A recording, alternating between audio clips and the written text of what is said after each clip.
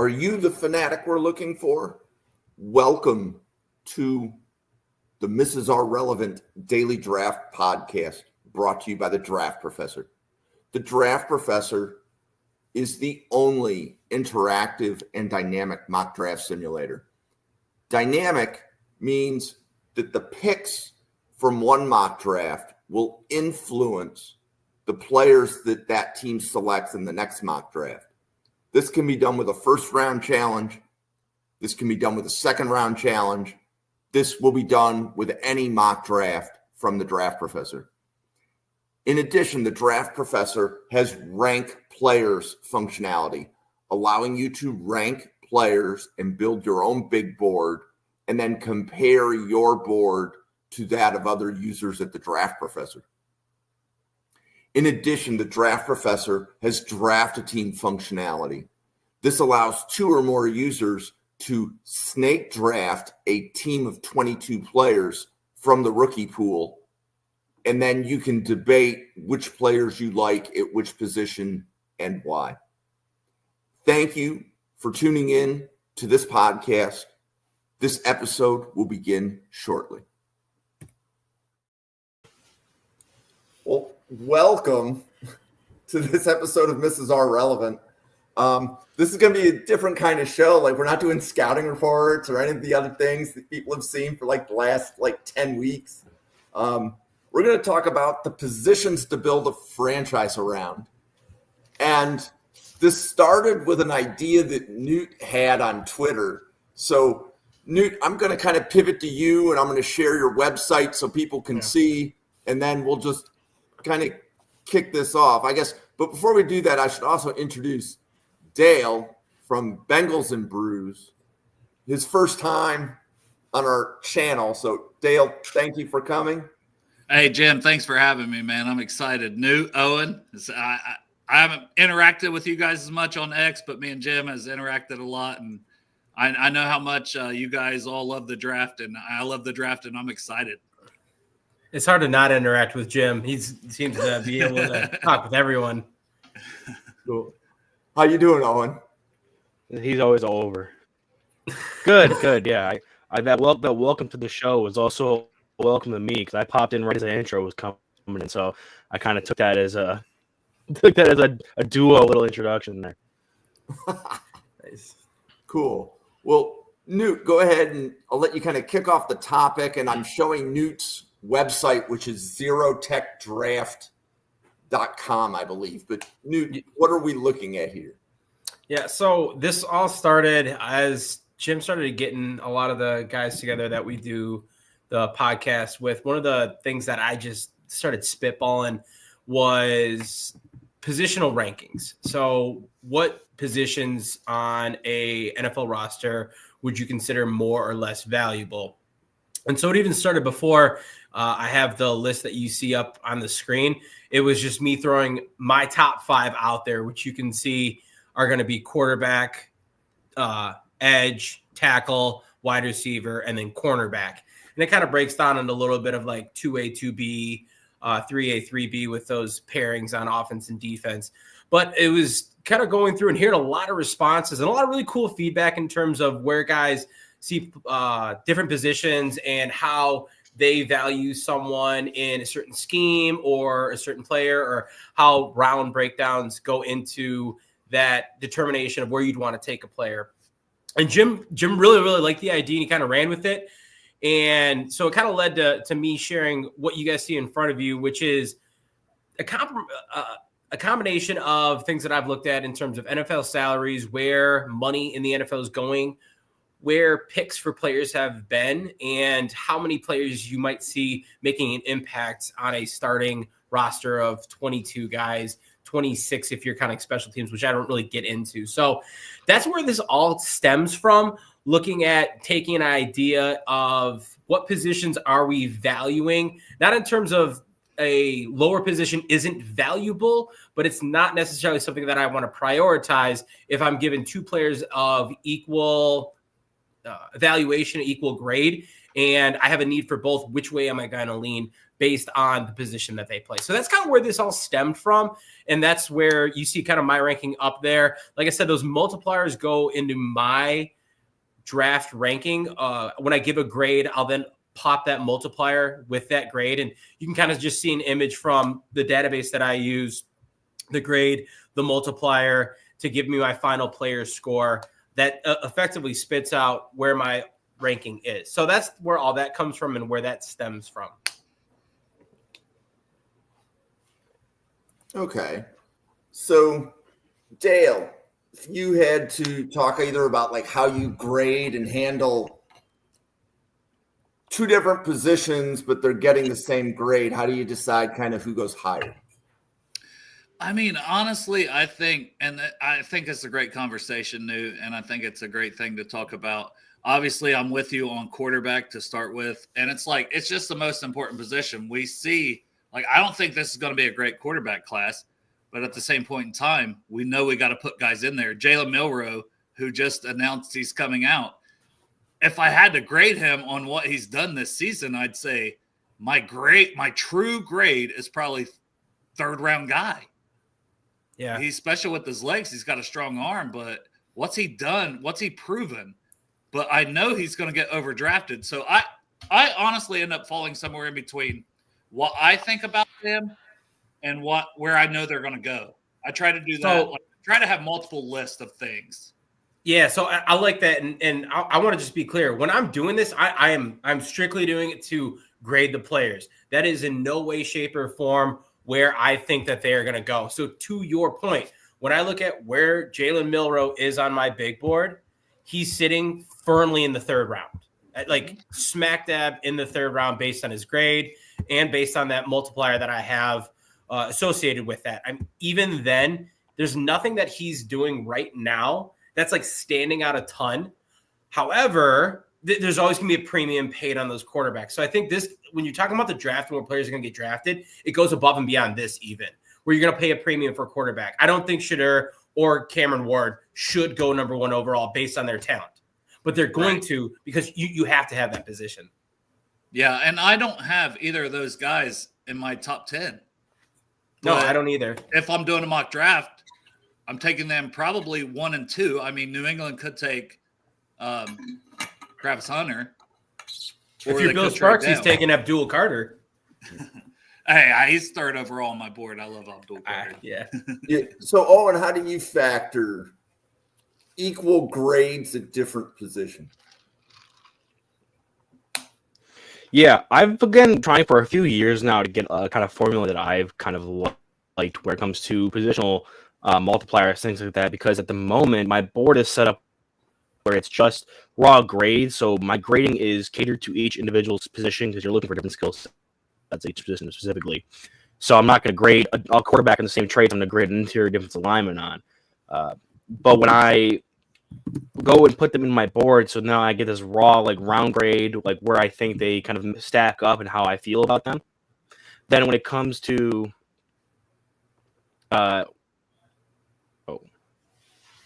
So, Owen, I can hear you. It's just chopping up. That was what that message was. Oh, okay. I think a good point about how you stack your board too, right? Like, how do you stack your board and stacking players like at positions? But to go back to the whole like position wise, it does matter for the team. I know I'm a big believer in first round you take BPA, but like as a Bengals fan, there's no universe where I want to take a position that they don't need. Like, you know what I mean? Like, I'd be like, Bengals need pass rush, period. So when I'm looking, and I'm very similar with you. Edge D tackle are kind of my second thing beyond quarterback, I think, for a team. And I put them in the same tier when it comes to edge and D tackle because defensive tackles, especially now, and you mentioned about how people are getting paid and guards are starting to get paid. But the defensive tackles, if you can pass rush, whether it's edge or defensive tackle, you're very valuable. They're the guys getting paid. That has to be below quarterback for me. Does it? I mean, would you guys? I know you agree, Newt. I saw your thing, but would you guys agree, Jim and Owen and everybody else? Yeah. Is my audio coming back in better now? It's coming through better for me on my side. Definitely, Oh. it's definitely coming better. Yes. 100% better. Yeah, I'd say ever since last week, I've been having like Wi-Fi service issues out here. So just trying to make sure I got it all stable up now. But yeah, I think I agree. One of the things I liked a lot about the D-tackle conversation was back before kind of, and I think a lot of this has been shifted with specifically, I give a lot of credit to the career of Aaron Donald and Chris Jones, where we saw Geno these Atkins, come on, D-tackles put that some are. respect. We see a lot of emphasis put on these kind of pass rushing D tackles, especially in the era of like Tom Brady and these other guys who wanted that cleaner pocket to be able to step up into. And you saw that impact of guys who were able to reduce down inside and rush from the inside, and more value put on that interior pressure. So only recently has that value for a pass rushing D tackle been, more specifically bumped up for to compare them to edges. I think edges still inherently will get a bit of a higher bump just because they were historically the most important position. But personally, I have always thought D tackles and edge were kind of on the similar playing field, because if you have a dynamic player who can stop the run and pass rush in the through the middle, you can find similar value there. And even I think maybe this might be a little bit takey, but like if you get a guy who's an excellent run defender on the interior, I think he's slightly more important than the guy who's an excellent run defender on the exterior, because you can scheme around that guy on the outside a lot more than when you're trying to scheme around somebody up the middle there. No, I agree with that. Just kind of looking at those pieces. And I think what makes, some of those DTs that are, on the top end of things, such freaks as they're on for 3 downs every defensive series, and they're making an impact in and out. And when you have productivity, like a guy from a guy like that on the inside is playing 60 snaps, that's insane to think about how much they're affecting the game. And I think that goes into as well as how much are you on the field to impact your team. So I would agree, as these guys are starting to be more and more, you're definitely looking to pay them more. But I also like to, Aaron Donald's an awesome example, but he's a unicorn in terms of how he played. And if I look at a lot of guys, there's a lot more rotation in a defensive front than there is like on an offensive front. So I think that plays into it somewhat as well when you look at, well, how much is he on the field for me, and what aspect is he affecting the game? So I think snap counts factor into it. But then I'm also going to say there's regular season snap counts and playoff snap counts.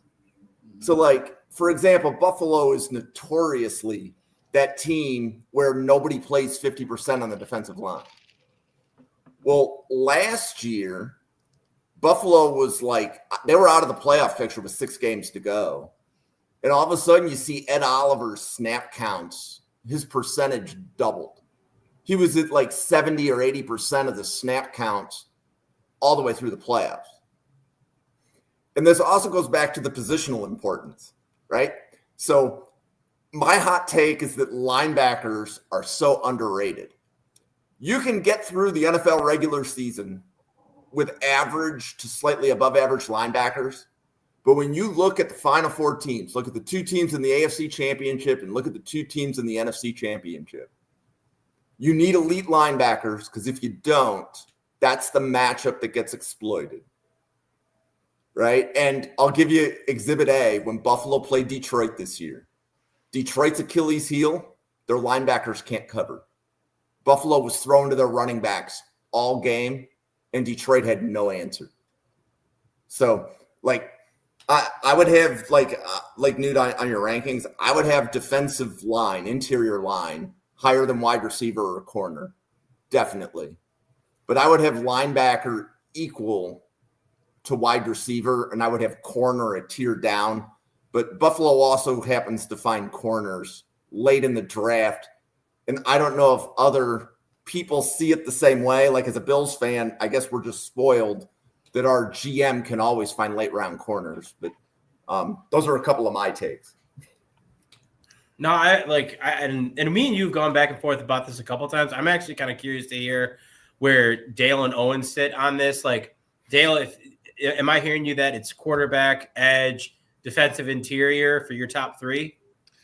Yeah. And honestly, it's almost like a tie for 2 at number 2 for me with edge and D tackle. It's just the pass rusher. I know you want a guy that can do both, but it's that pass rusher that I think is special. Those are the ones we talk about as the all pros, the best players in the league. It's what they do as a pass rusher ultimately. Who rounds out 4 and 5? Well, that's the next for me, and I'm shocked that we haven't talked about this, but maybe I'm way off.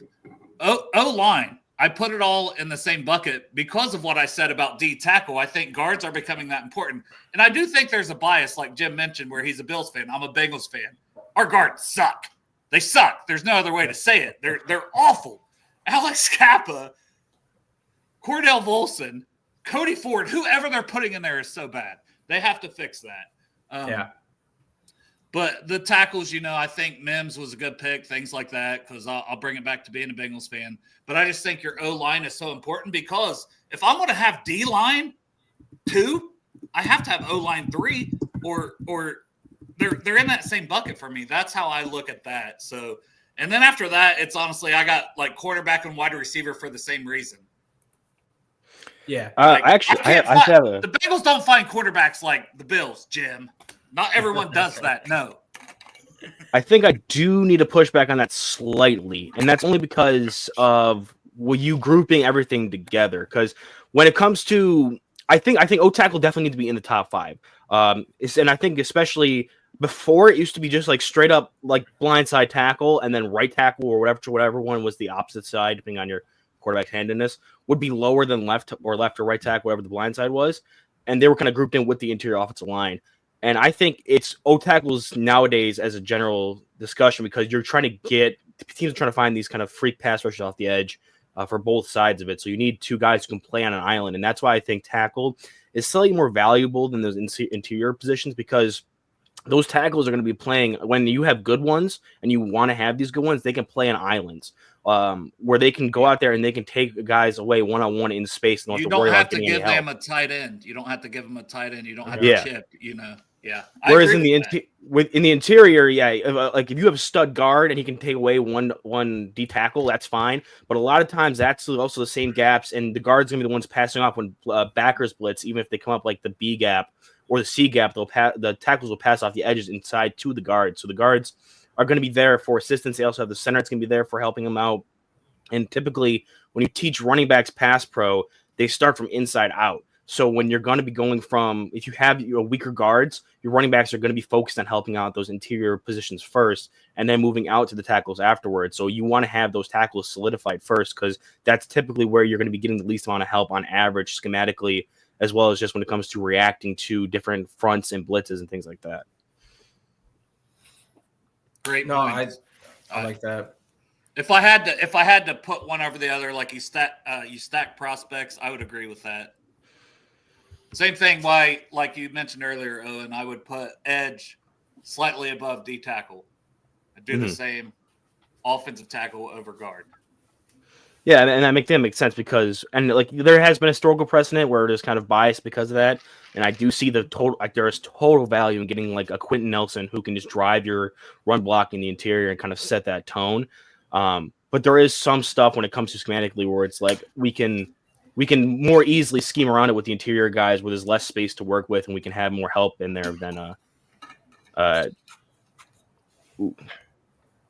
Okay, let's spin this a little bit different. So if we have a weak tackle class, but this interior offensive line class is actually shaping up to be, nobody's talking about it, but the interior offensive line class could see a lot of players go in the top 100, and I don't think we typically see this many guards go on day 1 or 2. So if you're a team like the Patriots, which need 4 offensive line, would you take a guard before you would take a tackle in this draft class if you're the Patriots? I would go back to whoever's higher on my board. Like when you're coming to that, and if you need 4 offensive linemen, you got to start plugging holes in. It's best player up, and kind of like Dave was saying earlier, like BPA approach, especially in the earlier rounds. And if you have those openings there, I'm going to go to that. Now, if you're going to say that you have maybe 3 tackles ahead of your first guard, and I'm just going to use, for example, kind of the 3 names that get tossed around a lot, Campbell, Banks, and Arisay. Like if you're saying those tackles are 1, 2, and 3, and then your highest guard is Havania or Booker is after that, I'm following my board. I think something that does come into it a little bit though is you're looking at free agency, who was signed, who's out there. You're looking at where the dollars are. I think that's something that we like to talk about as NFL draft media, but something it does get left off to the side, maybe not talked about as much, is you got to pay these guys at some point, whether it's you're picking up free agents or you want to retain your draft picks. You look at where these players' contracts are, even with those guards picking up more steam in terms of that percentage of that big contract, those tackles are going to outweigh them still by a large chunk. So maybe you're figuring out, hey, can I snag a tackle here? It might be a touch lower, but then go after a guard a little bit later on or pursue one in free agency. So I think those things both equally play into it. But for me, if you're looking at it and you're filling multiple spots, it's BPA. Yeah, it should always be BPA in the first round. Yeah. With a caveat of you still have to have that need. Like, what if best player available for the Bengals or the Bills was a quarterback? It's usually not. But, I mean, you know what I'm saying? That's the extreme level of it. But, like, the Bengals, they're not going to need a wide receiver. Let's say Ted McMillan falls to 16 in some crazy universe, and they re-sign T. Higgins. You're never going to take that. So it's BPA with the caveat of, and that's always, we know this as draft guys, but I just wanted to mention that in general. So I'm actually kind of curious because I think that, I'm sorry, Owen. No. If you like take a look at top 5 guys, and I'm not saying imagine that quarterback's not a position of need. Top 5 guys in top 5 teams. I think that, man, you don't even necessarily need that position because I think those guys that you get, those blue chip guys, are typically going to be really, really special, and they'll find a way to work themselves in 2 years. Like Abdul Carter, if I don't need a quarterback, I don't care if I have 2 edge rushers. Abdul Carter is going to be because they rotate. Yeah, that's and Travis Hunter, I think, is a good example of that. Mason Graham. I think especially those defensive positions, when you have that rotation in there, they're gonna get snaps. And I think truthfully, along an offensive line, there's going to be some way, shape, or form that guy can have meaning, whether it's being a swing tackle early on and then solidifying a position and not having to pay that veteran salary for a free agent. I think that top 5, the top 7, that's not even BPA. Like if you need it is just going to be, hey, grab the best one out there. Obviously, there's going to be some needs that do start to creep in, but I think that it even gets some more aggressive to that. Yeah, and it's a weird class, right, for tackles. So to go back to the guard tackle thing that Jim was talking about, we talk about the top guys that you mentioned, Kelvin Banks, Will Campbell. A lot of people think they're guards. Like I always say, try the guys that tackle first. Prove to me you can't play tackle first. But then as a Bengals fan, I'll go back to Andrew Whitworth. Played guard because we had Levi Jones, we had Willie Anderson on the right side. So he plays left guard initially, kicks out to left tackle. And I think that would be the path for a lot of teams if they took a Banks and they had a immediate need at guard, whether it's 1, 2, 3 years. And maybe they're just an all-pro guard and they stick there. But then you can kick. They have the talent to play tackle. These guys are doing it in the SEC. Will Campbell and Kelvin Banks both. So it's like that. I just think that's valuable, whether you want to call him a guard, you want to call him a tackle. Yeah. You get a person like that who can come in and be a stud, and they're going to play, once again, to go back to all the snaps. They're going to play every offensive snap, regardless of where you put them at tackle or guard. Yeah, and the thing I'm focusing on a little bit here when it comes to, because the whole conversation we're having is like, tackle versus guard positional value. And the question Jim asked was like, you're at the top 5 or top 10 and you have guard and tackle. Does the positional value push one over the other?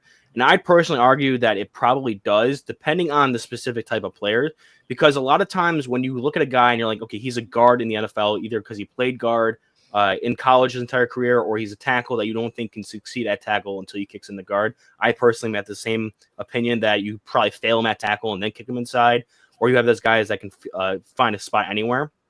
But we typically think it's because there's an athletic threshold that they're not able to reach, like whether it's arm length or movement or something like that.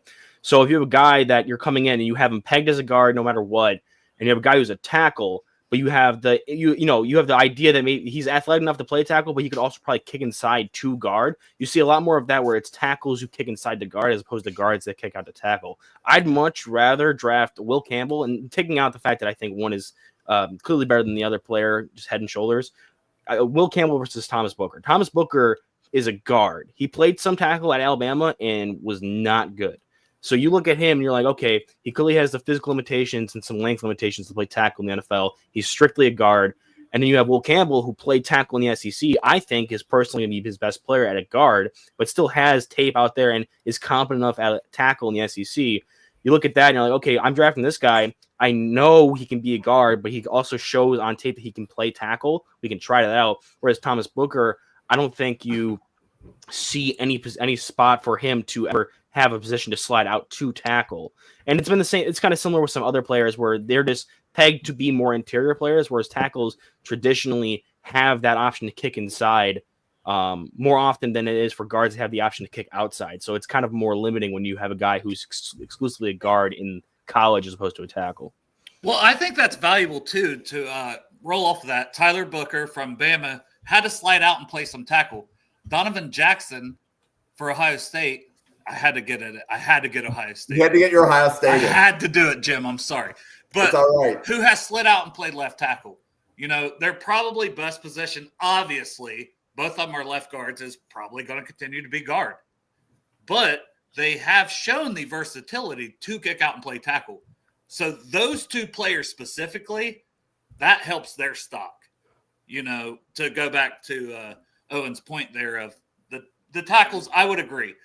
Tackle that can kick into guard, yes. I've seen you do tackle at a high level all the time. Tyler Booker played it like, one game? That's not a big enough sample size for me. Donovan Jackson now has done it a little longer, so that's great. And the size of both of those guys, they could maybe be tackles.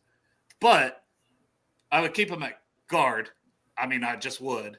And I would feel much more comfortable with a Kelvin Banks and Will Campbell. And I think that's why they're higher on everybody's boards, because tackle is more important than guard. Yeah. And like to bounce off that again, and I know Bill had just kind of asked, like, you know, that guard popping out, specifically Don Jackson, he asked, when I'm looking at that, I typically, I'm not looking at like that emergency case, that emergency scenario where he's getting that, like Owen said, like he's feeling a need because of injury. And he's doing something that's not like even intentional given the way that he was recruited or the style of game that he wants to play. I think it's helpful, but I'm really not factoring that in. And when I'm taking a look at this, I agree with both of those. I mean, ultimately, that's going to be some of the reasons that a tackle is paid more than a guard because of their ability to defend the edge rusher, which takes more athletic ability because they have to play in an island. So there's a lot of those things that factor into it already in terms of that pay, where players are drafted. And that's why I have, you know, going back to this kind of whole conversation around those positional values, I bump tackles a good amount above a guard. And that's where, you know, I'll give them that bump. But at the end of the day, once I get through, like I said, if I get through those top three tackles and guard one is still on the board. Yeah, like I'm not gonna reach on a tackle if I have a really good guard still on the board, and that's why I'm gonna let my board kind of fall where it is. Now, if you start to have those things, and I think this is where this conversation kind of comes up a little bit. So you have Josh Simmons and Tyler Booker really, really close, or maybe you look at a player like Savania, where I think the jury's still out a little bit. I know Owen really wants him to fail at tackle and then slide in, and I definitely think that's a valuable way of approaching his draft stock. Maybe that's ultimately the guy that you go for because you have him right in that tier with those other two guys. You know, he's got a little bit more versatility than either of those players, and you can use him at tackle when needed, maybe stick him at guard to start, like Dale had mentioned, and then slide him out. And I think that gives you a lot of opportunity. But I think if you're kind of building in that multiplier for your rankings, then you're just following it as it is. So, Jim, I think that was probably the longest-winded answer you could get to that, but I love that question. And look at Bill trying to keep us on track with a cornerback, safety, or linebacker, because I feel like Also, I would toss wide receiver in that mix for me because I've kind of mentioned, we've done pass rush, edge, D tackle, O line, quarterback, cornerback, receiver, safety, linebacker. All those things I feel like are kind of next on the board. Yeah, Jim, I'm sorry. I'm just so used to just. No, I'm sorry. This is good. This is Newt's and Owen's show, and I just get a front row seat.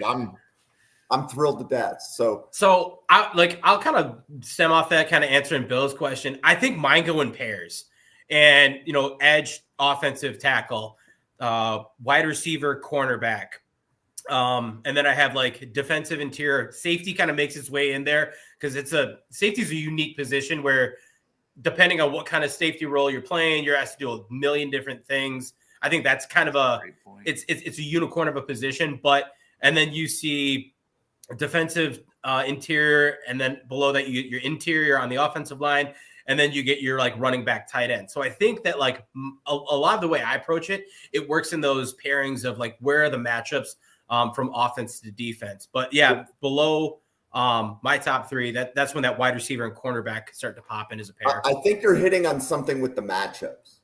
So if a team has a weak safety, how easy is it to exploit that weakness versus if that defensive weakness is at linebacker or corner?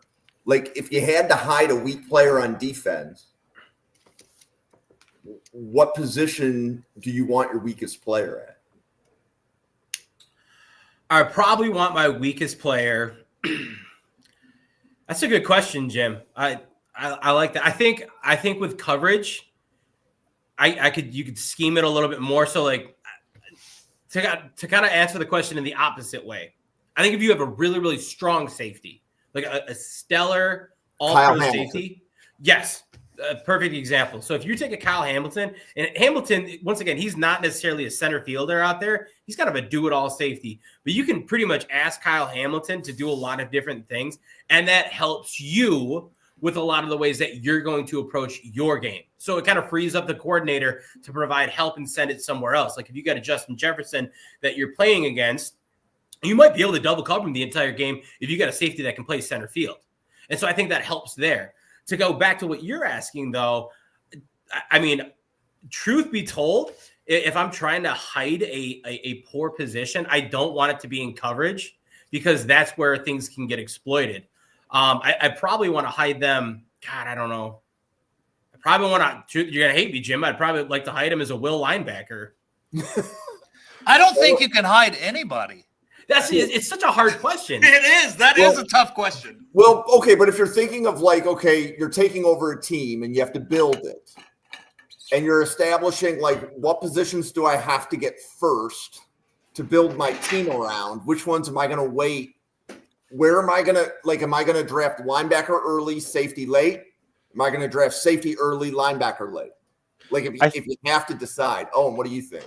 I think Jim, for a team you know very, very well with the Bills, I think that's where you're going to get your answer with that, because I think it is like the linebacker position, specifically that weak side linebacker. Because, for example, for a team like the Bills, when they're a team that doesn't run base defense at all ever. They only run two linebackers. They've only recently started to bring in a third linebacker just because they have three that are too good to keep off the field.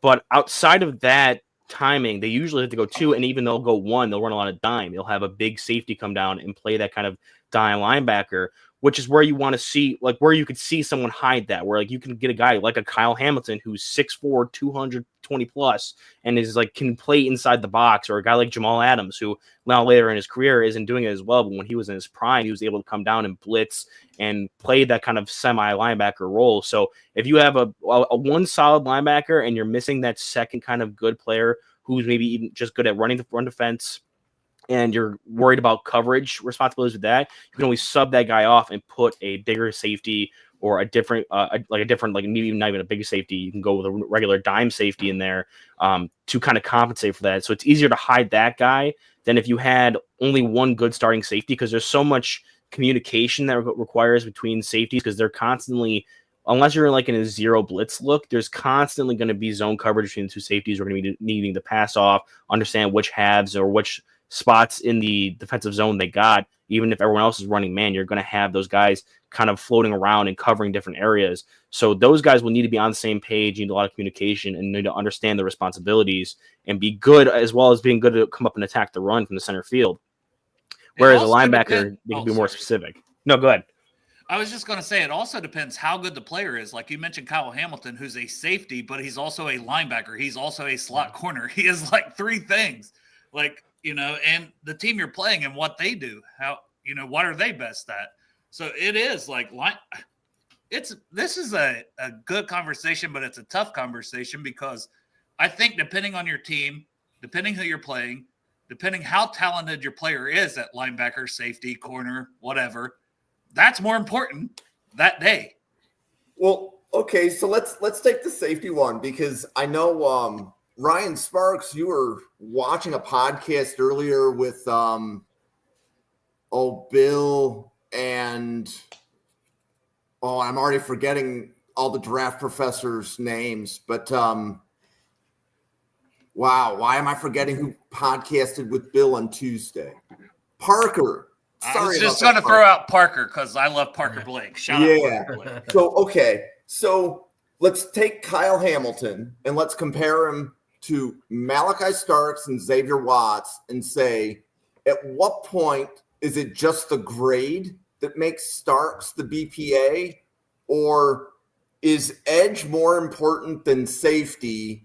And even if you have to go a little bit further down your board for an edge, even if Starks is rated higher or Watts is rated higher, how do we correlate as to, let's say, which positions are more important when it comes to specifically round one, Malachi Starks, Xavier Watts, and then the edges that are likely going to go right off the board as soon as Starks is taken?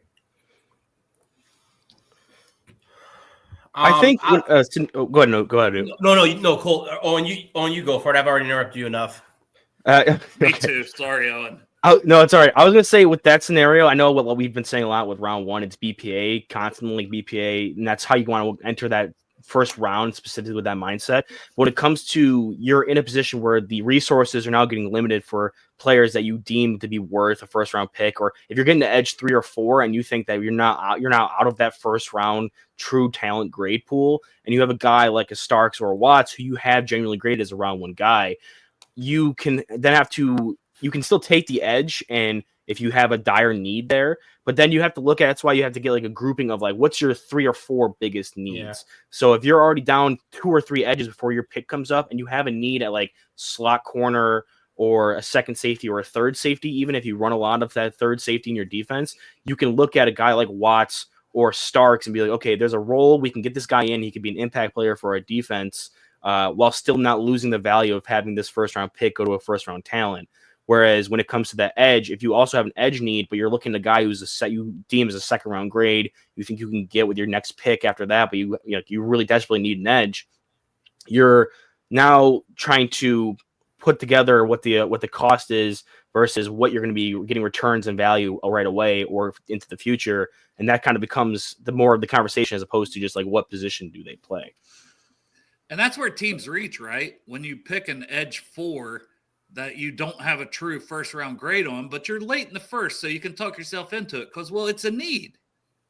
And that's where teams reach. And that's what this whole conversation's about, I feel like. Yeah. Well, but is it just, okay, so is it just about draft grade, or is it also about which position you're more likely to give the second contract to? Because this is where I would say, I think it would be easier to find a safety than it will be to find an edge. I just think there's more safeties. As a Bengals fan, I can only push back on that because, man, we miss Jesse Bates. Wait, Jim, are you saying there's more safeties in free agency? There's definitely more safeties in free agency than edges, unless the edge that you want to get in free agency is Leonard Floyd. Or the safety you get in free agency is Nick Scott and then Geno Stone when he's not playing bad quarterbacks. Well, so there's something to be said for a GM evaluating the safety talent pool because the Bengals probably had a chance to get Taylor Rapp. I'm just saying. Yep. right? It's all about which player you chose to sign. I still think Dax Hill shouldn't have moved from safety. That might be a hot take for Bengals fans, but I don't think Dax Hill played bad. He had over 100 tackles. I mean, he got injured this year, and he looked good at outside corner. Shocked me that he looked good at outside corner. He was always a slot corner guy, in my opinion. I mean, that's what he played at Michigan, basically. You're the lone NFC representative on this forum or panel here. Yeah. Which positions does Green Bay typically spend their free agent dollars on? Lord only knows. I mean, this year was the first year that I think, like, when we signed McKinney, I couldn't believe it. I thought I was dreaming, because the Packers never do that. Ever do that. They draft and they re-sign their guys. And I respect it because we've done really well in like that middle meaty portion of the draft. But I mean, just to kind of like bounce off that safety conversation, like Packers wouldn't be the team that they are today without Xavier McKinney. Like, I mean, he's been a freak out there, and it's really refreshing to see. I mean, we didn't have like this safety. If you were looking at February last year, Packers, I was like, I don't know who the hell's playing safety for us. Like, that's going to be our hands down worst position. We go out, sign Xavier McKinney, kind of make it a little bit more comfortable. And I think this goes way back to a conversation that me, you, and Bill were having in terms of how does a team make that flip, and you want to go into the draft with something there where you're not having to draft to fill that. You have the ability to say, no, we're going to wait because we do have something here. You're not going to build at the draft. You're going to build through the draft. I'm almost sure that's what Bill said. Maybe I'm butchering it, but with that, I think the Packers did that with Xavier McKinney. And I was so pissed when they didn't sign or when they didn't pick Cooper DeJean. It just drove me up a wall because this is a Packer through and through. But you look at that, the way the safety board fell last year, it was awful. I mean, you had Tyler Nubin, who had the RAS score of a well-trained, dog. Like Cam Kitchens was the same way. Like, there were terrible athletes out there for safety last year. I think the best one of the bunch was who the Packers ended up landing on with Bullard, who's really more of a nickel than anything. And so it let them be a little bit more flexible, ended up getting Bullard in the second round, and then Evan Williams, who's been amazing. And with that, it's them being able to evaluate that talent, not having to reach in the first round, and being able to address a position that they see as more of a need there. Now, whether or not Jordan Morgan pans out, I'll have no idea right now just because he's been injured. But I do like that approach with that.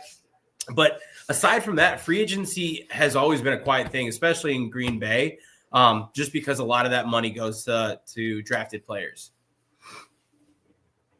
And I think you're more likely to find safeties in free agency year over year. Now, some years there's more than others, but the likelihood, for example, that you will find a franchise left tackle in free agency is close to zero. Unless they call you, if you're a Bengals fan and Orlando Brown calls you. We weren't even going to sign Orlando Brown. See, I'm getting on my Bengals rants here of how cheap Mike Brown is. It's disgusting. But Dale, that's exactly the point that I was going with, right? So a good offensive lineman is not likely hitting, especially at offensive tackle, is not likely hitting free agency. Nope. Right? So when you're looking at the draft and you know that this can be a franchise cornerstone, even if another position has a higher ranked player, I think there's got to be something in the formula for that. Yeah, let's just say Josh Simmons, who's injured, offensive tackle, but I think he's a first-round talent, and Malachi Starks is on your board, and you have needs at both positions. I'm sorry, Josh Simmons is lower on my overall board, BPA-wise, than Malachi Starks. And we can talk about Malachi Starks being overrated a little bit, to be fair. But I would take Josh Simmons because it's harder to find, Jim. It's harder to find, and the player behind him is making 3 times the amount of money that anybody on defense is. Yeah. You got to keep Burrow upright, right? Like, that has to factor in. Oh, what were you going to say?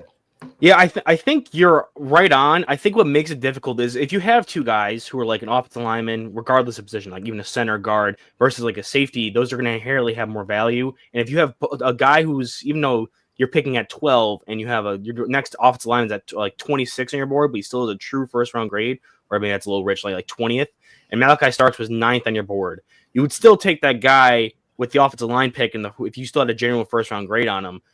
The problem becomes when you have 3 or 4 guys go off the board, and now you're getting into your borderline first rounders. You'd really probably rather have these guys top of the second or true second round grade guys versus the guy at a lesser value position but who has the genuine first round grade. And you'll jump up and take those guys. Like that's what happened with the Bills and Kyrie Elam. Was they had a need at corner, they had needs other places, but he was the last available player on their board with a first round grade. So they, even though he didn't fit schematically and he was in a position of need and was their last available first round graded guy, they jumped up to take this guy just to be able to get that correct value they had on their board to where they'd be drafting at. Instead of sitting back and being like, well, now we lost out on all of our first round graded guys, we're going to pick a guy in the second round who we were going to be overvaluing if we pick him here at 26. We need to get up there and take a guy we have in the first round grade. So when you're looking at those two positions and going into this question where it's draft a position where it's harder to find that on either the trade or free agent market versus a position that's easier to find there because there's more of an abundance of them, you will always take the guy if they have the equal amount of grades, no matter where they are relative on the just basic board. Both have first round grades. You're going to take the guy who has the higher positional value. But when you get to round discrepancy in your grades, that's when that question becomes harder and harder to answer. I like that. Right? Because you're essentially talking about you're picking a player in the same tier. Yeah, exactly. Right. You got to think about it more as like buckets and tiers as opposed to like directly one is better than the other, than the other. Why haven't we talked about running backs at all? I don't know, Dale. Why haven't we talked about running backs? Because that's got to be near the bottom of the list, right? I mean, Yeah, it's second to last for me. So my hot take is that running backs are important, but they depreciate faster than any position on the roster. So meaning that here would be, and like I'll use James Cook in Buffalo as an example. Buffalo used a second round pick to draft James Cook, but the moment they drafted him, nobody would trade a second round pick for him. Yeah. Right. Whereas, like, if you look a lot of players, like you draft like Jamar Chase with the number 1 pick, for the Bengals to trade him, first of all, he's not going to be traded, but that would be like 4 first-round picks or multiple, something. Right? Yeah. His value appreciated. Running backs, no matter where you draft them, depreciate. Has there ever been a running back that got traded for more than the position they were drafted at? So anybody in the chat, feel free. I'm sure you can find one. I mean, technically, what did Earl Campbell get, right? Like, what was that trade with the Cowboys and Vikings? Way back. Yeah. Where they send the whole house. Like, and you also had draft or trades like the Ricky Williams trade where the Saints mortgaged their entire draft class to get one. Just had to bring that one up, didn't you? And the Bengals were like, no, we really like Akili Smith here. I'm going to go check everybody in the Herschel Walker one. Yeah. No, but like to kind of like stem off that a little bit. So I think that the running back play in terms of, you get a running back on a second contract, and it's unique if they're going to like Saquon Barkley's situation is amazing to see. Like Adrian Peterson comes to mind. And you start thinking about some of those guys, but like even like take a look. Talking about Hall of Famers, though, you're talking about Hall of Famers. Exactly, that's what I'm saying. So like these guys are like very, very unique in that sense. I think if you take it, I think Ezekiel Elliott is a probably really good example of this. He has a stellar rookie contract, signs a big second contract, makes it about 75% of the way through that, and then just falls off. Hell, look at Miles Sanders in Carolina. And what happened to him? I mean, the minute he stepped foot out on that field, it was like he was the shell of himself. After coming off of a career year, he was a top 5 rusher in Philadelphia the year before he played for Carolina. And now it looks like he can't even run past the sticks if his life depended on it. So I think that that's a huge portion that plays into it. I also think, and this kind of goes back to some of the conversations I've had with Jim in terms of the linebacker. I think, and I looked on a little bit around. I know Pro Football Focus published an article on this.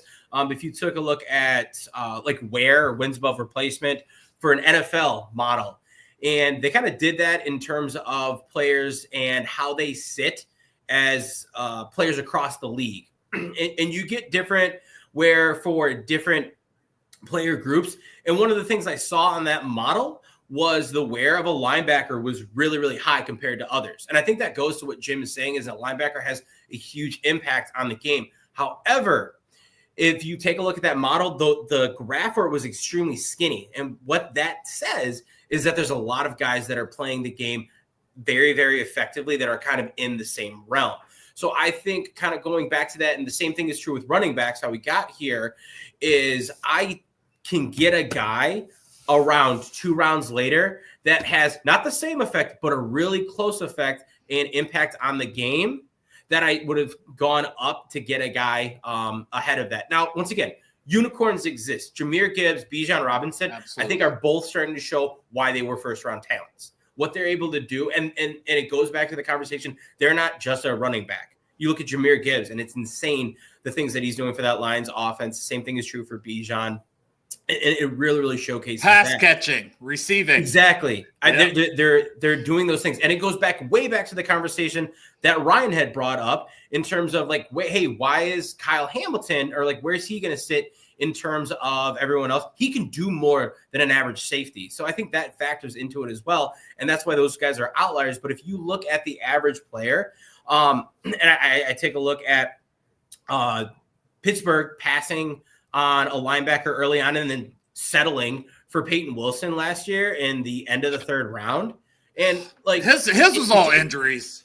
His injuries, yes. I totally agree with that. But even then, Junior Colson went in the 3rd round last year. Edgerrin Cooper went the 2nd round. And you're talking about these guys, they're going to be impact players. Hell, look at what Edgerrin Cooper is doing for the Packers right now. There's no doubting what Jim's saying, that he's not an impact player. Edgerrin Cooper might be one of the top 5 defenders for the Packers right now. However, when you start to look at, hey, could we get someone a day later? Could we get someone in free agency? I think the answer is yes. So we want to start to value someone that's a little bit more challenging to get. And it goes back to that conversation on, why do we draft an edge early? Why do we draft an offensive tackle early? I think those are the things that come up. Harder to find, like Jim said earlier. That's the biggest thing. And that's why a quarterback, right? And everyone will always talk about that. To go back to the top of the list, we always talk about the quarterback bust, right? Always. Yeah. Because it happens a lot. Because you got to take them so high. But the ones that hit, Josh Allen, Josh Allen that hits, look like a freaking genius. It's a risk reward. And like Brandon Beane's quote about trading up for Josh Allen, when he traded a first in 2 seconds, he said, well, if the trade failed, he says, I'm out of a job, so I don't care. You got to put your stamp on sometimes. Yep. But if I'm a GM, I'm doing it at that important position. If I believe in a quarterback, an edge, an O-tackle, everything we've been talking about, corner, wide receiver, they got to be special too.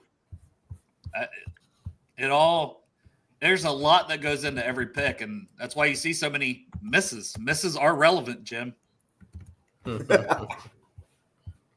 Thank you. I thought that was pretty clever when I came up with that name. I did. So well, because you can say it like all the time. You can wrap up every conversation like this with that. You got to learn from it, right? Yep. Most GMs don't get the chance to do that. Now, if you're Duke Tobin, who's not even a GM, you will get 30 years to do that. Okay. So a twist on the same subject. If you draft a rookie quarterback in round 1 and you have an offensive tackle and a wide receiver with the same grade in round 2, and you just drafted a rookie wide receiver, would you take the tackle or the receiver if they have the same grade? Are you trying to give me the Jamar Chase, Penei Sewell conversation? No, actually, so Dale, that's fair. I didn't realize that Sewell went right after Chase, but I love them both, man. That was a Bengals like Twitter war when it was still Twitter instead of X. Like there was like whole shows, whole podcasts of people like your team Chase, your team Sewell. I was like, they're both top 5 talents. I'm good with either one. Like when they're that good and you're picking in the top 5, sometimes you can't go wrong. I go back to Von Miller, AJ Green, Patrick Peterson. That's another one for the Bengals when they were picking the top 5. I was good no matter what. Von Miller didn't make it to Buffalo at 3 in that draft. I'm still kind of upset about that one. Well, I wasn't going to mention that, Jim. I wasn't going to say the only team that kind of screwed that whole thing up. Well, that's okay. That was a couple of GMs ago. I was about to say, who'd you guys take? I kind of Marcel Darius. Oh yeah, yeah. So I liked him too, but geez. Oh, and if you draft a quarterback round 1, do you like tackle or receiver if both players are graded equally? That's a loaded question because again, it comes down to what you currently have on the roster, and that's where, especially with second round. Yes, Newt in the back there. Yeah. So New England Patriots, your New England Patriots last year. Who are you taking? In the second round? The second round. Are you taking Jalen Polk? Or are you taking an offensive lineman? I know hindsight's 2020, but yeah, I think that would give some perspective. That's a great pull because I was a huge Polk fan. I had taken my bias out as a Huskies fan as well in college. I was a big Polk fan. I've actually been really disappointed with what he's been able to do this year. I don't know what the hell's going on with him over there, but I had him with a borderline first round grade as opposed to all the offensive linemen there. I think maybe Zach Frazier was still there, who also had a first round grade on. So there were guys that I felt like were more talented than the position they were being drafted at in that spot. If I was the Patriots, I personally, if I just took Drake May third overall, I'm more concerned about keeping him upright and protecting him, allowing him to find open guys more so than finding a guy who can get open for him. Just because I feel like personally that's more relevant on a snap-to-snap basis because you're going to have guys you can scheme open and have plays that are just set plays to go. But if your guy's getting killed every play, it's not very much different. So I think positional value, if you have absolute black holes at both spots like the Patriots did last year, and you have two guys who are equal value, when it gets like the second and third round, that's when those positional value charts get really important because we're having the same conversation in the first round. You're looking at who's higher on your board relatively, then also looking at the positional value, looking at where else, like if you draft an offensive lineman in the first, is there going to be a wide receiver you still like available in the second? You have that kind of ability to look forward. Whereas in the second and third rounds, it's such a crapshoot as who likes who more and where that's going to go that you want to grab the guy that you think is going to benefit your team more closer to that pathway with the quarterback. And at that point, you got to look at your positional value chart. And I personally think like a guy, an interior offensive lineman like Zach Frazier probably would have helped the Patriots more than a wide receiver like Polk at that moment. Yeah. For that question to Travis, shout out, another guy that loves the draft. You got to follow Jim. What's your YouTube? You got to give that to the people so these people can follow. Well, I do want to pause for a commercial break. Thanks, Dale. So, first of all, everybody, welcome to the Draft Professor. We have a lot of people watching. This is awesome. So this is a daily draft podcast. So every Thursday you can catch Newt and Owen here. And I definitely want to give a shout out to Ryan Sparks and Sam Teets in the chat because they're going to be guests on a podcast tomorrow. Ooh, that's going to be a good one. When I seen Sam in there, I was like, have you had Sam on? So tomorrow night, we're talking this is 9 p.m. Eastern. We are talking about, it's our draft roundtable. We're going to talk about the Bengals in 2021 and the Rams in 2021 and how they got to 2024. Because they were Super Bowl teams. They took very different team building paths. And then let's look at where they are today. So we'll spend at least 30 minutes on each. There's going to be a few people from Draft Professor you don't get to see much. Brock is going to be on. Brock is a treat if you haven't seen him podcast before. His takes, Bill Sparks. I'm going to say Brock's takes are usually going to be significantly hotter than yours. I'll just leave it at that. But Newt, you want to tell everybody kind of who you are, how they can find your content? Yeah, no, Newt Weston. You can find me at X at NFL Draft _Weston. That's where I put a lot of my takes, some small player breakdowns. I'll also post articles from one of the websites or the website that I run, zerotechdraft.com. started to put down a lot of the player evaluations there. It's also where I put my big board as well as my mock drafts that I start doing as the NFL season wraps up. So that's where you can find me at zerotechdraft.com and then Twitter at NFL_Draft_Weston. Owen, how about yourself?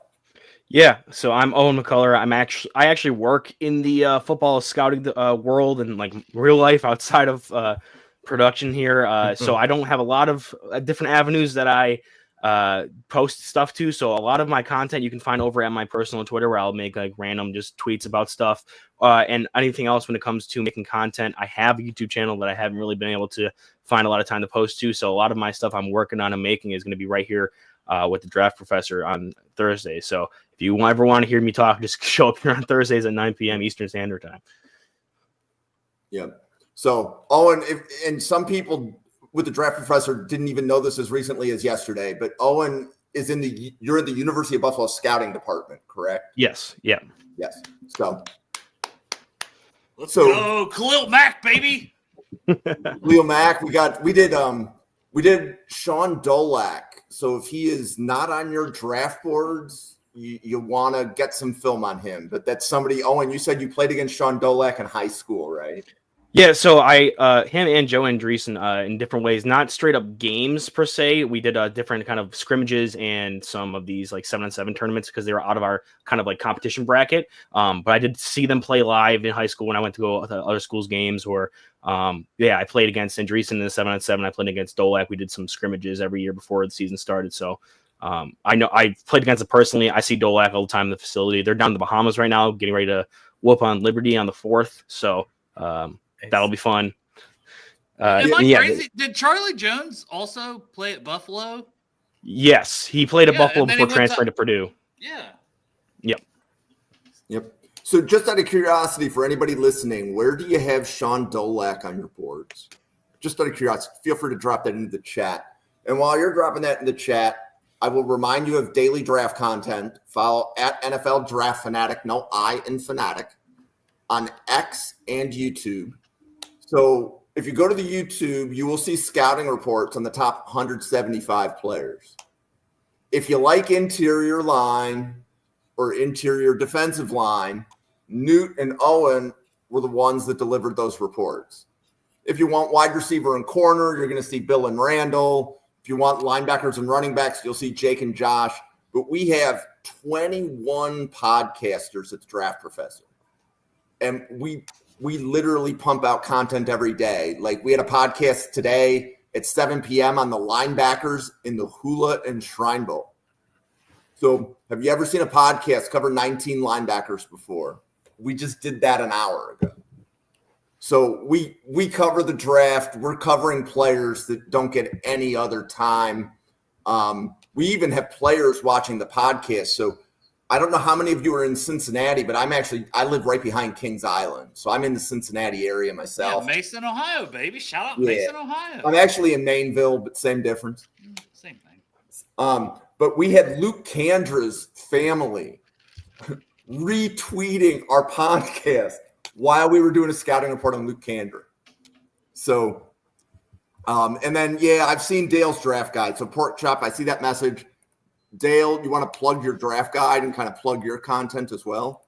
Bengals and Brews, man. That's just a show. I love doing it. I like having fun. We're a little bit more wild than this, but I love the draft and I love what you're doing, Jim. So first off, I'm going to plug everything you were just saying. And I kind of want to be a little bit more involved with you guys. And, I hope some of you guys come on Bengals and Brews. But I love this, man. I love the draft. Hope springs eternal as a Bengals fan. That's why I love the draft so much, because I'm ready for the next year. I got a 2026 watch list. You guys feel the same way. You find your people. You guys are my people. And a lot of people that are watching this are my people. So I just love it. But with the draft guide, what I do, and I only started this last year. It's like I have all this draft stuff. I do nothing with it, really, Yeah. And I'm like, okay. So my buddy Matt Schultz talks about starting something we call Project Game Day, which is just getting military veterans, and it's getting people with special needs, disabilities, to games, to Bengals games. But it's like, I hope it grows, and it's, the more people the more other cities you can do this in. I feel like it could be a thing. But they're doing a great job, and this was the first year we got a bunch of people to games.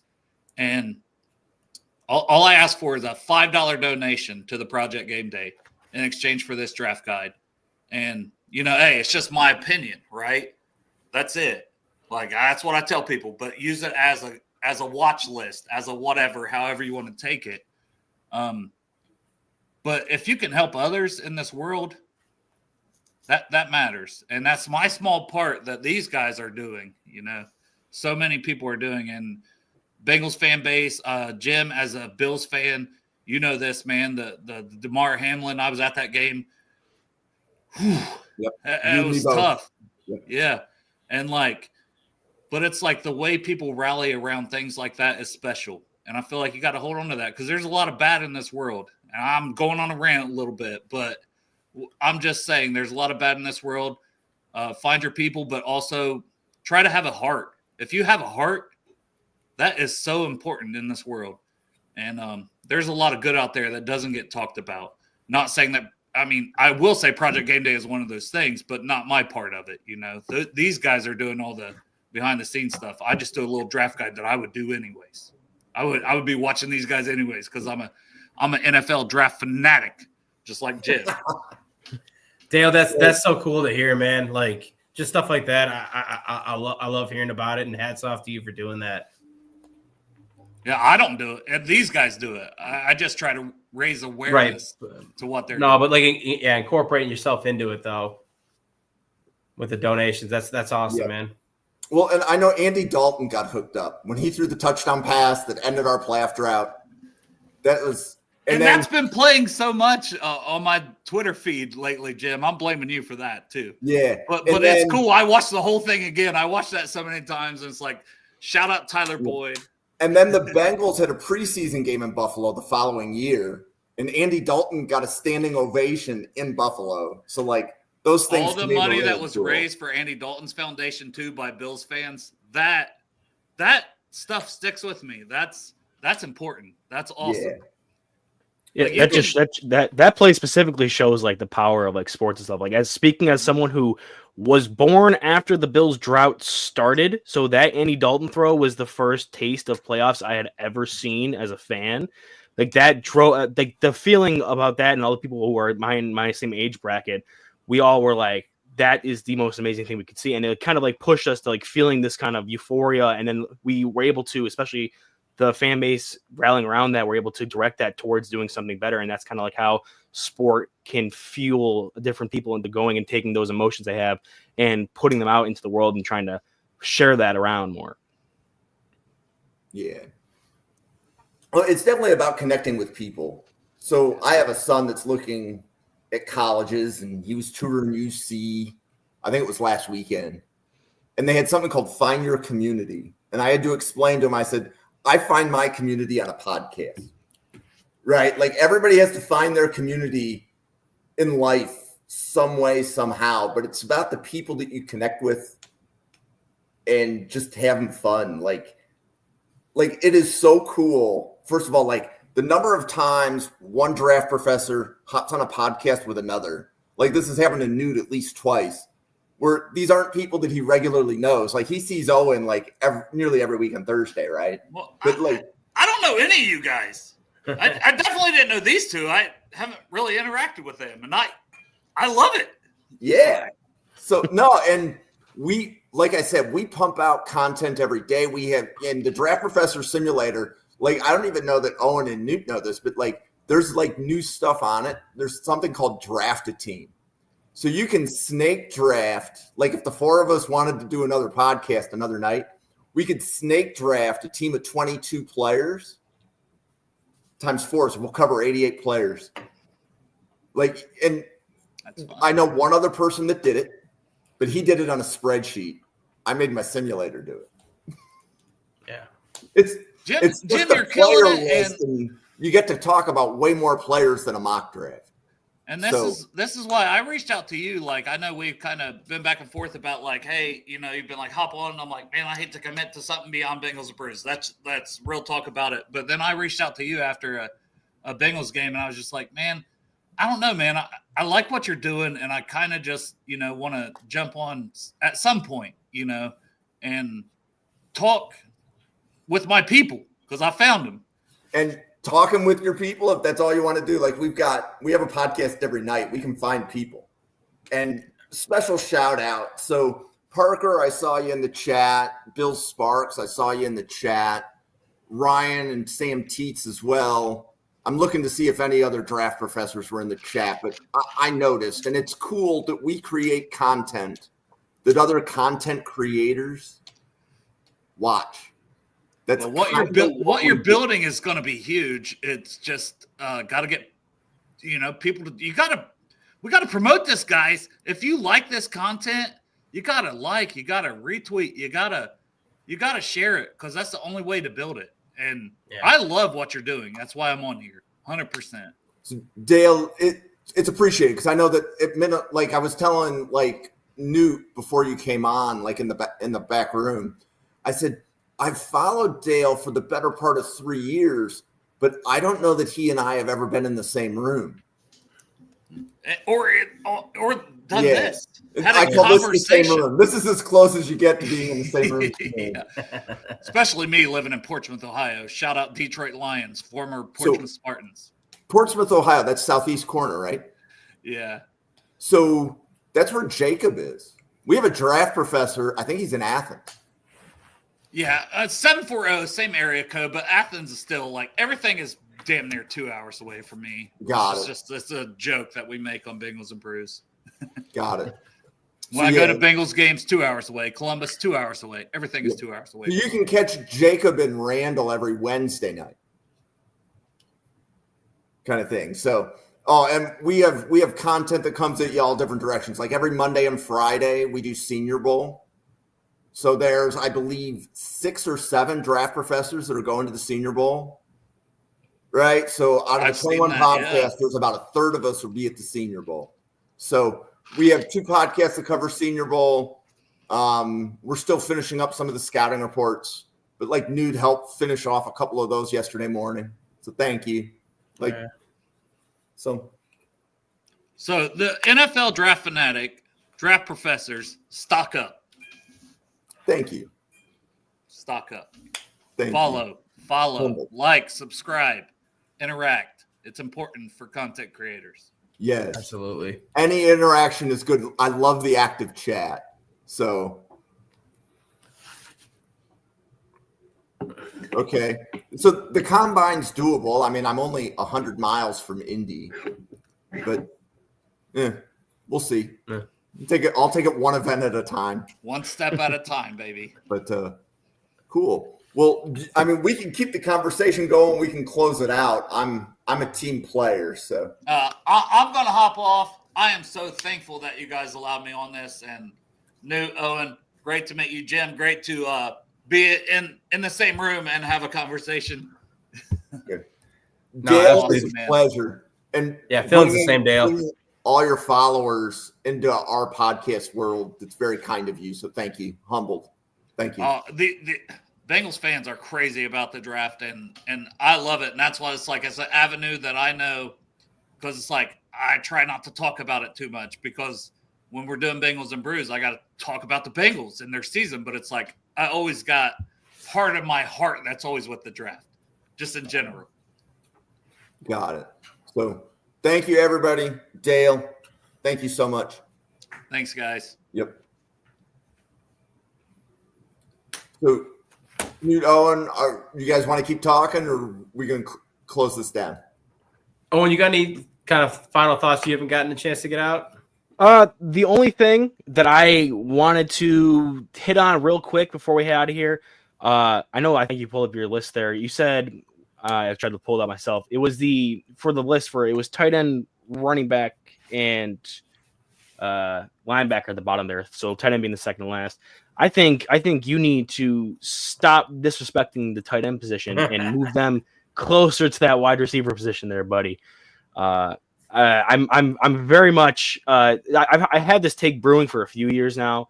Ever since there was kind of the prime of the Kittle Kelsey era, where and it kind of goes back to and I think this is a good topic to end on because it touches on a lot of stuff that we have kind of discussed throughout the night, where it comes to abundance on the market with second contracts.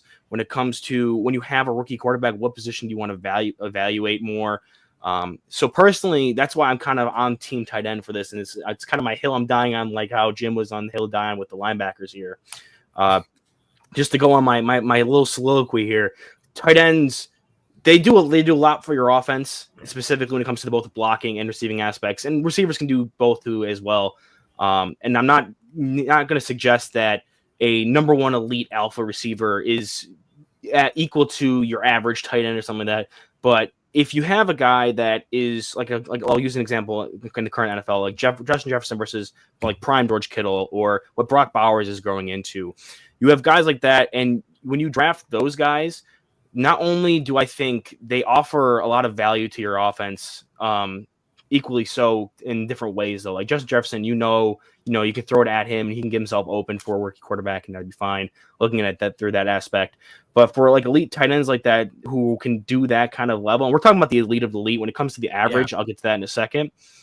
But like, so you have guys like that who can get open, but the tight ends also, especially with rookie quarterbacks, work in those kind of areas. You want them to be able to check down to their kind of safety blankets there. So that's one of the areas I think that they can kind of gain ground there as well. And when it comes to like kind of the middle pack of the tier there, I do think your average tight end is going to be harder to both replace as well as brings a little bit more value. Because if you have a guy who's just average at receiving, can do some blocking inline, some things like that, like your typical, inline boring tight end, I personally think they offer a bit more value because it attacks both sides of that offensive spectrum. Whereas with receivers, you can get guys who fill specific niches and roles and find those guys later on in the draft, and they can fill out that offense and make it more make impacts, like maybe bigger splash impacts in some certain places. But those guys are more easily found in the kind of these more well-rounded but boring looking offensive tight ends. And then the final point I have to make is like when you look at the second contracts and finding guys in free agency, George Kittle right now is the top paid tight end at $22 million. And that's still like $3 million more than Travis Kelce at $2 million. And you have those guys and Taysom Hill's in the top 5. And all these guys who are aging out of these positions, and your younger guys who are even cheaper than that. And at $22 million, George Kittle would be wide receiver 13 when it comes to payment wise. And now there's guys in that range that are going to be getting paid more, like your Chris Godwins, and AJ Brown is going to get more money in his next contract. But by the time you get a guy like Brock Bowers coming up for his contract, and the way the wide receiver market is kind of spiking, continuing to grow and exponentially get more and more expensive, you're going to have a guy like Brock Bowers who's going to make like $25 million, $26 million. But at that point, like Jacoby Myers is making 15. What are wide receiver 2s going to be making by the time you get to that level of where tight ends are going to be catching up to where wide receivers are making? So I think you're looking at players who can impact your offense to a similar level to, if not slightly greater on average when it comes to the full spectrum of how they play, while also getting them cheaper and being able to retain them easier because they're less of an impact on your cap. No, I like that. So just to kind of like respond to that, because I think that tight ends are similar most to like when we talked about safeties, where they can be really, really unique in the way that they're used. And I think if you get a guy, and you look at what you've seen with first round tight ends, Kyle Pitts aside, when you've had these guys come in and kind of be that first round and tight end, they have been that impact player that you're looking for. You look at a TJ Hawkinson, now you're looking at a Brock Bowers. And they're guys that are able to affect the game in a way that was, not necessarily anticipated. And I think if you take a look at a guy like that, it definitely does add a little bit more. And he probably doesn't fit into the mold of this. But I think when you start looking at like that 50th percentile player from one group to the next, that's where I think that you do have that a little bit. I think that your higher end tight ends are going to be a little bit more valuable than your higher end centers, your higher end guards. And so like, I kind of thought of this as you were talking about it, take Brock Bowers, for example. probably going to be one of the highest ceiling, if not the highest ceiling tight ends that we can talk about in the NFL right now. And if I were to look at him versus the players that he was drafted against, where I would put them, I'm still going to take, if you're looking at me, I'm still going to take a quarterback above him, just the importance and the need of that if I'm drafting a team from scratch. I'm still going to take Joe Alt ahead of him because I think that position is that important. I'm still going to take Malik Neighbors ahead of him because I think the impact that has. And you start then getting into those other positions. And if you were to take, I think Byron Murphy is a really good example here. If you take Byron Murphy, you put him against Brock Bowers, two guys that went and have that opportunity to kind of be both the top of their position. I think that's where you start to look at, Bowers is offering you more. You're getting more out of him. And I think that when you look at that, maybe some of those positions, they have a smaller deviation in terms of like their impact. And I think with tight end that you get that star potential and they don't necessarily fit this mold that I have. So I totally understand that piece. And I think that tight end is especially a position, but like also like we talked about with Kyle Hamilton, hell, Travis Hunter, I had to put in a unique multiplier just for him because he's such a unicorn out there. So I think that there are definitely players and positions that when you get to a certain point in that position, you start to break the model. Yeah, and you just hit on it with the unicorn. So I'm thinking that there's a second way to look at the multiplier, and there's the position multiplier, which seems to be very well thought out, but there's also a unicorn multiplier. And here's what I mean. Would I rather have the unicorn defensive tackle or the unicorn corner? I'd rather have the unicorn DT. I would much rather have Chris Jones than Patrick Surtain II. If both players are considered the unicorns at their position, the game record should be closer to the line of scrimmage, right? But then to Owen's point, I'd rather have the unicorn tight end than the unicorn guard. I'd rather have the unicorn tight end than the unicorn center.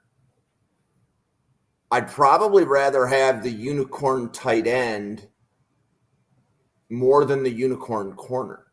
Would I rather have Brock Bowers or Patrick Surtain II? I think I'd rather have Bowers.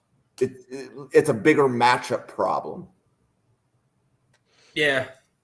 I think when you get to that, it becomes an issue of looking at how you can utilize them more schematically. Like with Pat Surtain, he's a unicorn at corner, but corners, you can only scheme them up to do a certain amount of things, like specific zones, disguises, man coverage, stuff like that.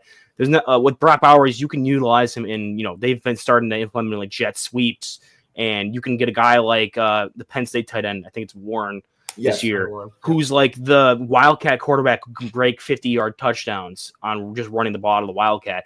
Like there's those guys who now then you break the mold of what a traditional tight end was, and can utilize them more often just because of their nature of being on offense and being a more versatile position on offense. Now you look at a guy like a unicorn linebacker or a unicorn edge. There are guys like that you can kind of move around, and then you can look at positioning on the D line or moving them into space and like dropping them in coverage on occasion. There are other positions where when you have a unicorn like that, that impacts their versatility more, which I think is what you're getting at, Jim, is that like there's some of these positions where if you get a unicorn at them, that's great, but they're so pegged into what they can be, and you can only get they get a cap on their ceiling based on their position specifically, which is I think a totally different. It would be a different value chart, which is why this is a very complicated question. What I think would go most against my argument here, and why I think you aren't totally wrong for having tight end lower on the board, is that traditional stereotype cliche that it holds true, and is that tight ends typically take longer to develop once you get to that point. If you're looking at a spot on the board where you need an offensive playmaker, right? And Brock Bowers was my best player in that draft class last year. I'll be totally transparent. He was tied with Marvin Harrison Jr. Like he was an elite player. But if you're telling me, the year Dalton Kincaid came out, him and Michael Mayer, and I had Kincaid as a first round grade. But I knew that coming in, because he was kind of more of that transitional wide receiver tight end body, he was going to take longer to adjust to playing in NFL space against NFL defenders who are going to be faster and quicker than college linebackers. He's not going against like 19-year-old dudes who are still growing into their bodies. He's going against 30-year-old Fred Warner, who's going to be able to lock him up on occasion, opposed to some of the other guys he's going against. So there's a longer, and because you're playing so many different hats in an offense when it comes to blocking, when it comes to running routes, for a tight end, it becomes a larger learning curve. So there's going to be an issue where if you're going to draft a guy with intentions of having to be an impact player right away and all levels, it's going to be harder for a tight end to do that than like a corner, like a Pat Surtain, because he only needs to learn so many different things, which is kind of the antithesis to the unicorn conversation we were just having. Yeah. No, I like that. I kind of echo those pieces as well. Looking at that, it definitely is something that you look at, especially when you have those rookie contracts and you look at, well, when is this guy going to be of value to us? And I think, and this is a whole nother can of worms, but it gets into the whole idea of the NFL now playing rookie quarterbacks too early. And a lot of the things for them are exposed where you don't necessarily see it for other positions because you're given that time to kind of acclimate a little bit more. So that's a really good mention, Owen. Yeah. I was holding on to that one the whole time. I was like, I don't know where to slot this in because we kept mentioning different points of like, oh, that would be part of my argument. Oh, that'd be part of my argument. And I was like, I don't know how to. I'm going to try to tie this all together as kind of like a summary topic here. That was a nice bow on the end of it. No, I get a front row seat and I just get to listen. Like, I'm like cool just listening to all you guys talk. Like, and then every once in a while I just chime in from the peanut gallery. So I'm having a lot of fun. So. Yeah, but you're also an animal, Jen. You did a whole episode before this one where you had to contribute in that one. You give yourself not enough credit where how much you contribute to this level to this conversation because Owen, that recognition is appreciated. Several people have told me similar things, so thank you. This is what I like to do, and ironically, one of the challenges when I created my own draft simulator was that there wasn't enough content available for me to, let's say, have the simulator do some of the things that I did. So I'm like, F it. I'm making my own podcast and I'm going to do it the way that I designed the simulator. So like, I look forward to when like the three of us can do like draft a team where we literally snake draft through the rookie pool, because we got to do that a few times before the combine. It's the best way to get a lot of names out quickly.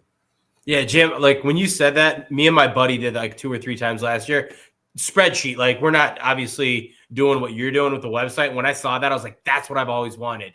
Like I've wanted a platform to do that because we've just had a Google sheet and we'd sometimes like be active on it. Other times like, hey, I made my picks and like kind of go back and forth. So like I've always loved that idea. I think it's a really cool way of kind of doing analysis. Yeah. So one of the guys who I've bumped into, and he was on the Draft Professor podcast in the fall. His name is Will, goes by Accidental Zen. He does like a 25-person draft a team right before the draft. But in order to do that, you have to have a 500-person board. Oh, right? Like if you can't name 25 quarterbacks, your board isn't deep enough to do his event. Right? That makes sense, yeah. You need 75 wide receivers. That's kind of easy, but you also need to have 25. Well, this year 25 tight ends is easy, but 25 tight ends isn't always easy. Correct. And then it requires you to draft an H-back.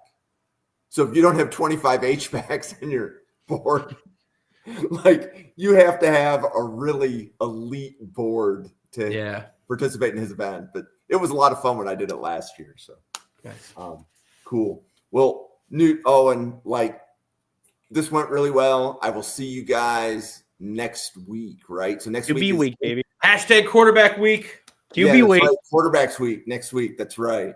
So we will be covering the top 5 quarterbacks on this podcast at 9 p.m. Eastern next week as part of hashtag quarterbacks week. So every podcast next week is going to be on quarterbacks some way, somehow.